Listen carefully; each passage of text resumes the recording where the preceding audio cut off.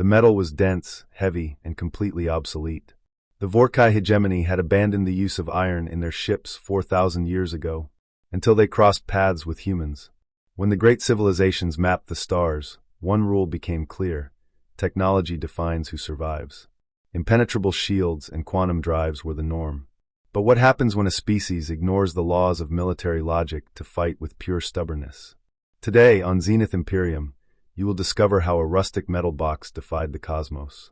Watch this video until the very end to understand why the galaxy learned to fear our resilience, and subscribe to the channel so you don't miss the next reports of our expansion. Get ready to watch alien pride collide with iron. Commander Zethrak Vaughn was a man who measured the universe through constants. In his 32 years of military service in the Vorkai Hegemony, he had witnessed phenomena that would break the minds of lesser beings. He had guided fleets through collapsing supernovas, held telepathic councils with entities of living quartz, and negotiated a non-aggression pact with a gaseous species that communicated through pheromones. Vaughn believed the galaxy had exhausted its ways of surprising him. The hegemony boasted 11,000 years of history, its doctrines were absolute, and its supremacy was unquestioned. Then, while patrolling the desolate fringes of the outer rim, his flagship's long-range sensors began to flicker. It wasn't a glitch, it was the signature of a mass displacement, so raw it defied the system's algorithms. When the telemetry finally resolved on the tactical screens, Vaughn's chief lieutenant froze. He spoke with the hollow tone of someone trying to convince himself that his eyes weren't deceiving him. "Commander, their ships are made of iron." To the Vorkai, the word belonged in historical archives, squeezed between chapters on primitive tools and pre-industrial warfare. The hegemony had eliminated ferrous alloys from orbital engineering some 4 millennia ago, replacing them with hyperdense crystalline matrices and self-regenerating hulls that could absorb plasma fire without denting. Iron was heavy, unstable under certain types of radiation, and by all metrics of modern astrophysics, a ridiculous material for building a spaceship. Yet, gliding through the void with an almost offensive lack of elegance, was a fleet of pressurized metal boxes. They had no sleek curves to deflect impacts. They simply presented thick, scarred plates of rustic armor to the stars, moving as if their sheer weight could force the universe to make way. Vaughn did not order an immediate engagement. Protocol dictated observation when encountering uncatalogued species. For 2 full planetary rotations, the commander watched the human ships from a cloaked vantage point. The largest of them, a bulky warship designated the USS Cardinal, became the focus of his tactical team's fascination. It was a slow vessel, operating on antiquated thrusters that left trails of radioactive isotopes in the vacuum. Lacking energy shields and armed only with rudimentary kinetic projectiles, the ship represented an evolutionary dead end to the hegemony.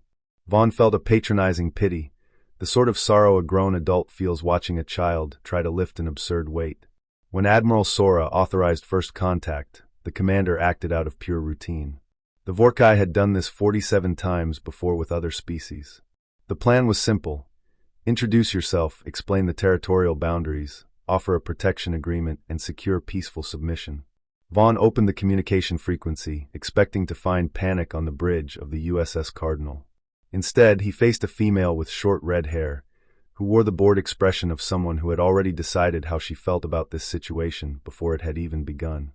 Her name, according to the ship's automatic registry, was Captain Laura Briggs of the USS Cardinal. She looked at Vaughn the way a person looks at a stranger who has just sat down uninvited at their table.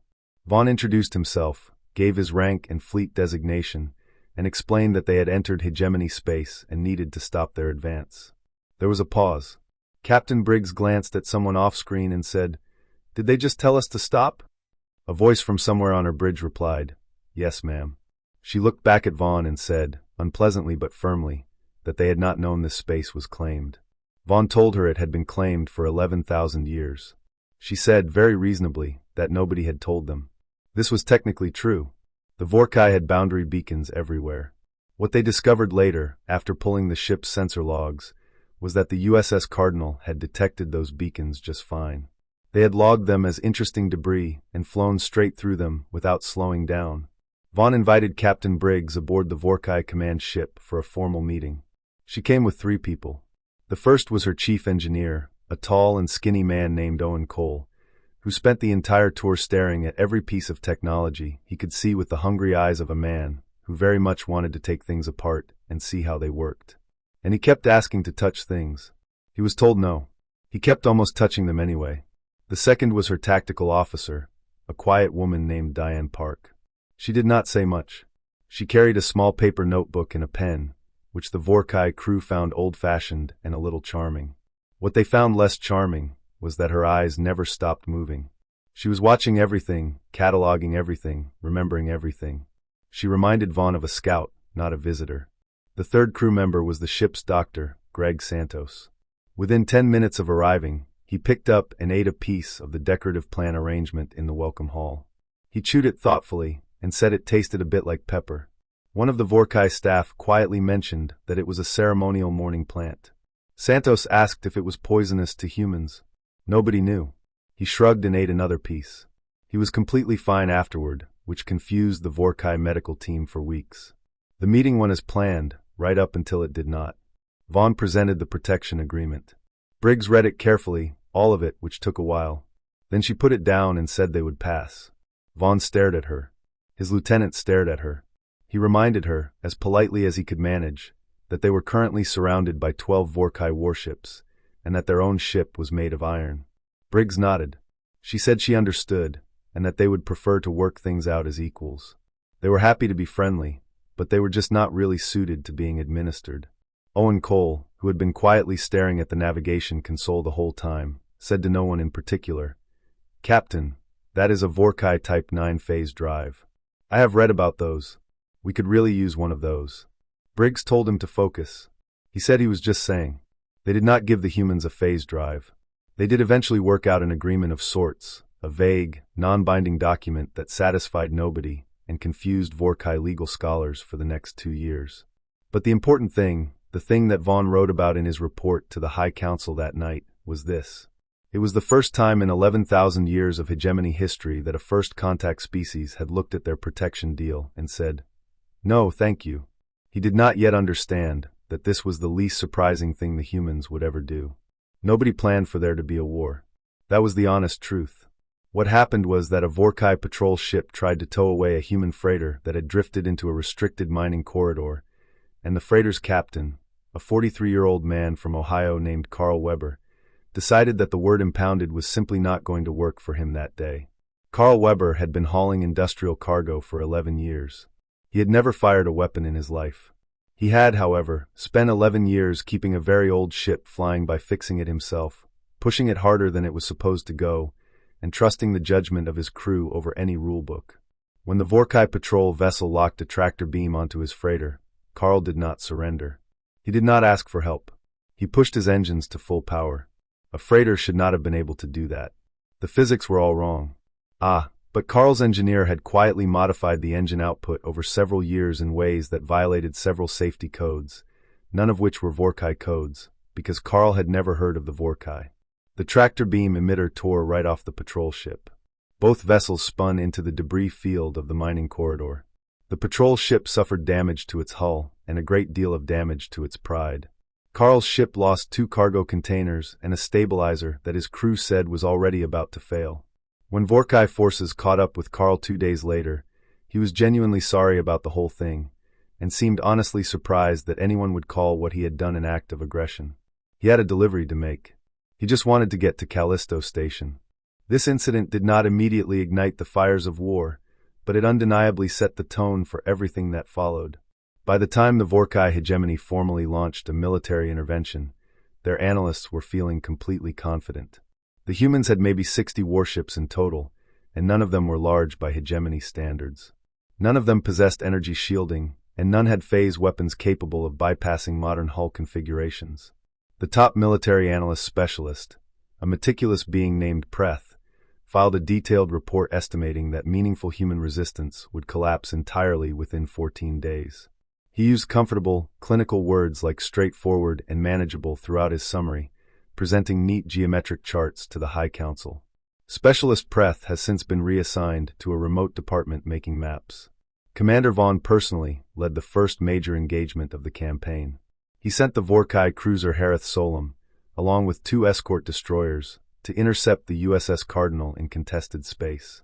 The Harith Solum possessed 9 times the physical mass of Briggs's ship, and its weapons had far greater range, greater accuracy, and vastly superior power. By every simulation, the engagement should have been over in 8 minutes. Instead, it lasted for 6 grueling hours. The humans did not win, which should be said clearly for accuracy, but they also did not fight the way they were supposed to fight, and that anomaly turned out to matter enormously. Captain Briggs did not retreat when she saw the massive cruiser. She did not try to negotiate or offer terms. She flew her ship directly at the Harith Solum at top speed and opened fire from a distance so obscenely close that the Vorkai point defense systems, which were calibrated for normal engagement ranges, briefly did not know what to do. When the cruiser's primary shields held against her initial attack, she rammed them. It was not to destroy herself, nor was it a last desperate move of a dying crew. The USS Cardinal literally bounced off the forward hull, used the violent impact to spin her heavy frame around, and came up directly behind the Harith Solum, where the shields were thinnest. No one in the history of the hegemony had ever tried to close to ramming range on purpose in a space battle. The physics were terrible for the attacker, and every tactical model agreed this was not something a rational commander would ever do. Captain Briggs was a rational commander. She had simply also decided that the traditional rules of the situation did not apply to her. Owen Cole had spent the past 3 months reinforcing the bow plating of the USS Cardinal with heavy industrial materials he had acquired through methods that no one looked at too closely. The iron ship survived the collision. It took serious internal damage, but it survived. The tactical officer on the Harith Solum sent Commander Vaughn a frantic message during the height of the fight that read, "Commander, they are fighting like they are angry." Vaughn wrote back, "They are angry." The officer replied, "But the tactical situation does not support anger." Vaughn looked at the tracking screen showing Briggs's ship circling them from behind and wrote, "Apparently they are not aware of that." The Cardinal eventually broke off and retreated when her hull integrity dropped too low. The Vorkai had also taken damage. Not much, but more than 0, which was far more than anyone had expected. A month later, Vorkai forces landed 400 elite soldiers on a small human colony called Port Denning on one of Jupiter's moons. It had 800 residents and absolutely no military base. The soldiers expected quick, quiet compliance from the civilians. Instead, the colonists spent the next 2 days making life extremely difficult for the occupation force using welding tools, adapted mining drones, and pressurized processing chemicals. An industrial excavator was driven into the fray by a 40-year-old woman named Pam Kowalski, who had been operating heavy machinery since she was a teenager and had no patience for being occupied.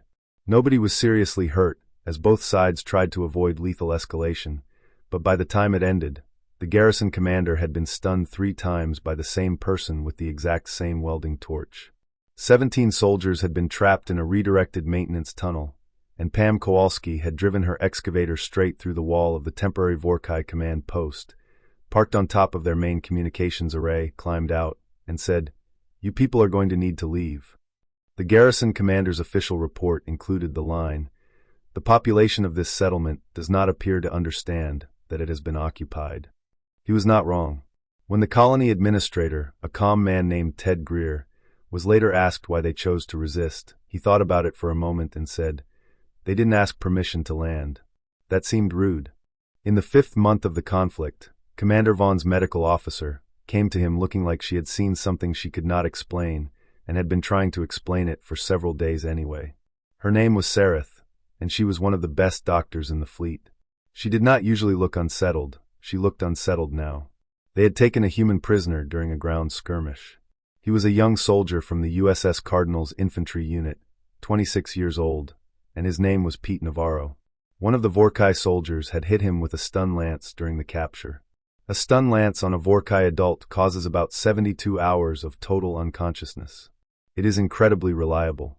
The Vorkai had been using stun lances for centuries, and they had never encountered any surprises. Pete Navarro was unconscious for exactly 9 hours. Then he woke up, asked for something to eat, complained that the nutrient meal they gave him tasted like dry cardboard, and asked if there was anywhere he could go to exercise. Sareth pulled Vaughn aside and told him she had spent 4 days running tests, and that she did not fully understand human biology.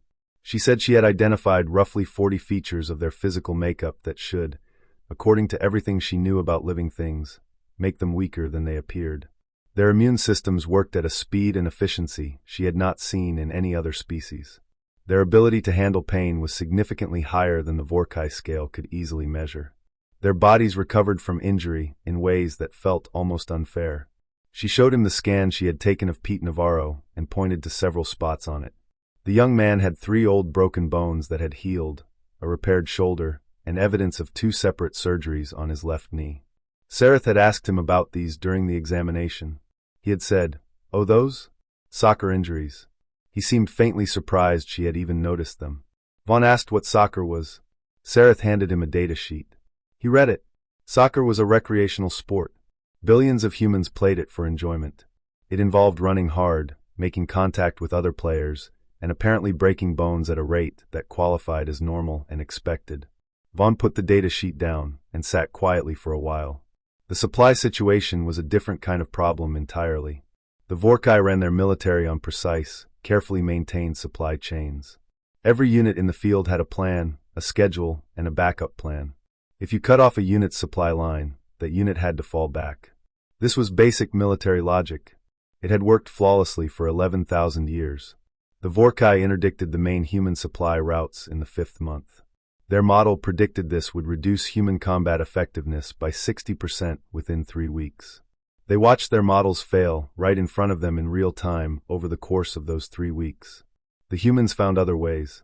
They completely redesigned their supply network without stopping their operations. They used civilian contractors. They sourced materials from mining operations in sectors the Vorkai had not thought to watch. In 2 confirmed cases, they purchased supplies directly from Vorkai civilian traders who either did not know a military conflict was happening or did not care because the humans were paying well and in a currency that converted favorably. When this was reported to the Vorkai civilian trade office, the response was that the traders in question were operating in a non-restricted zone and had broken no laws. The Vorkai military had not anticipated that the humans would simply buy things from Vorkai citizens. It seemed obvious in hindsight. It had not been obvious before. The woman running the human supply operation was named Donna Reyes. She had spent her career in civilian shipping logistics before the conflict began. She had never served in a military. In her mind, her job was to get things from one place to another, and the fact that someone was shooting nearby was a background detail, not a reason to stop. She acquired fuel cells once by submitting a civilian resupply request through a relay station that had not yet been updated to reflect the state of the conflict. The request went through. The fuel cells arrived. A Vorkai analyst who reviewed her procurement records later described the experience as reading the work of someone who did not know she was supposed to be losing.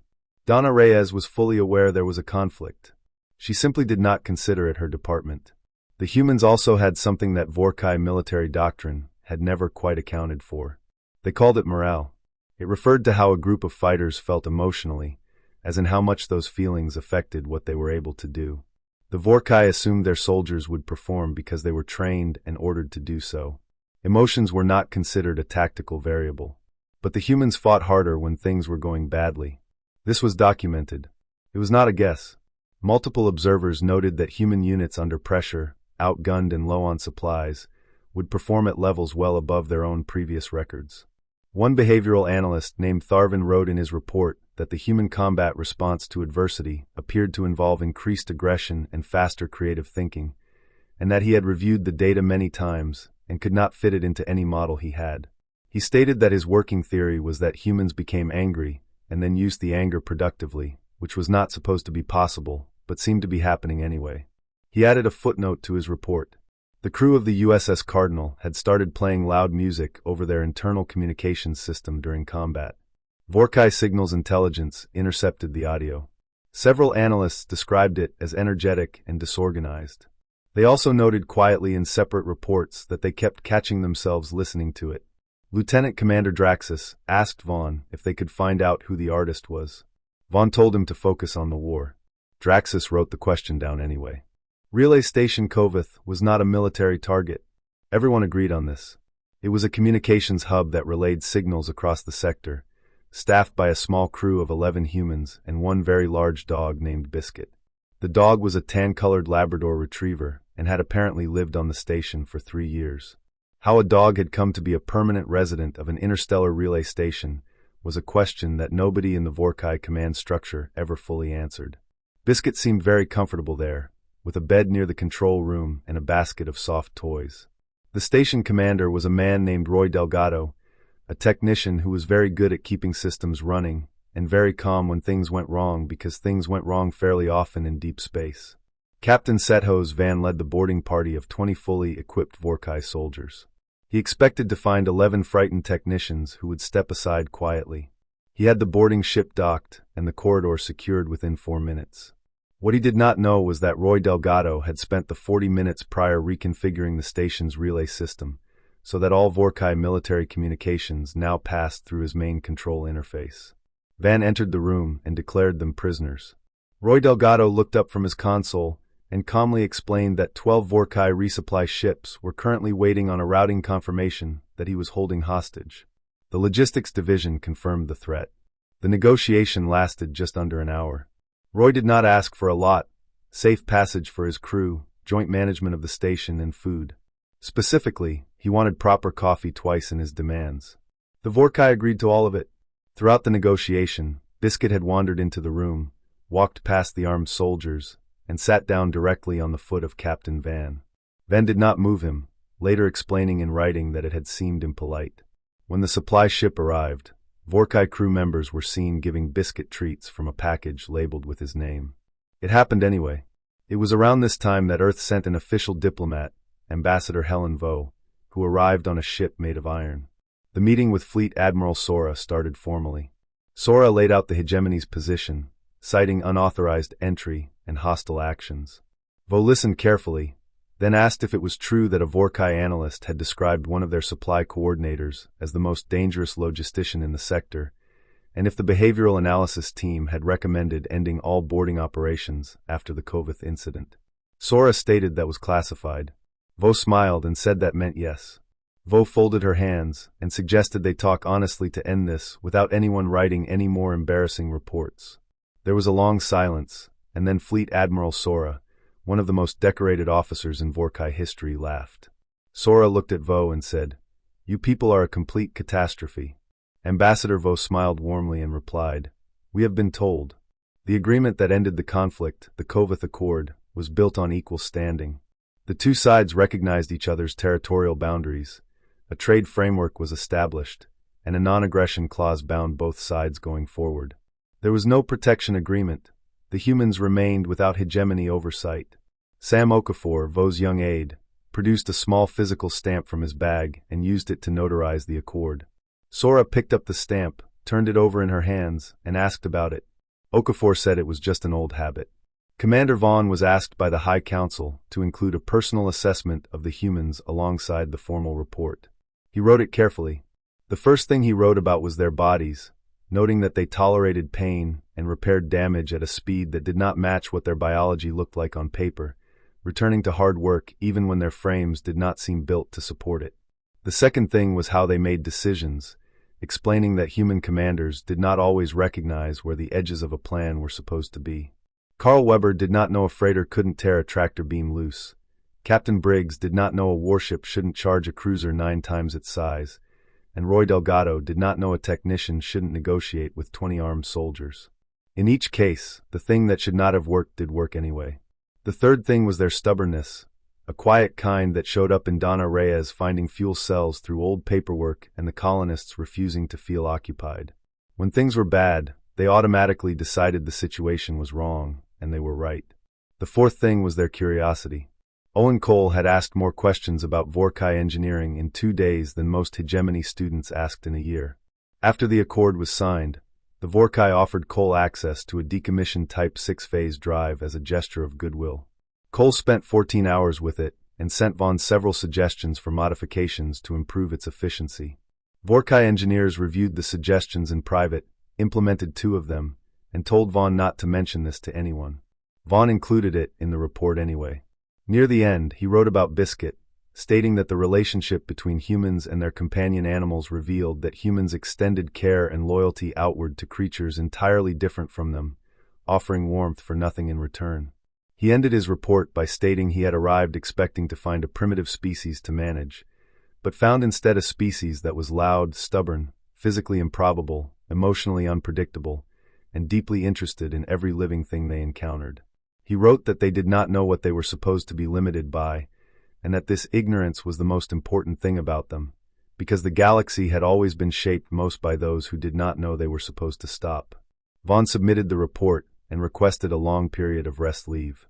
Before leaving his command ship, he stopped by the supply bay, looked at the small package with Biscuit's name written on it in human lettering, picked up one of the treats, turned it over in his hand, and set it back down carefully.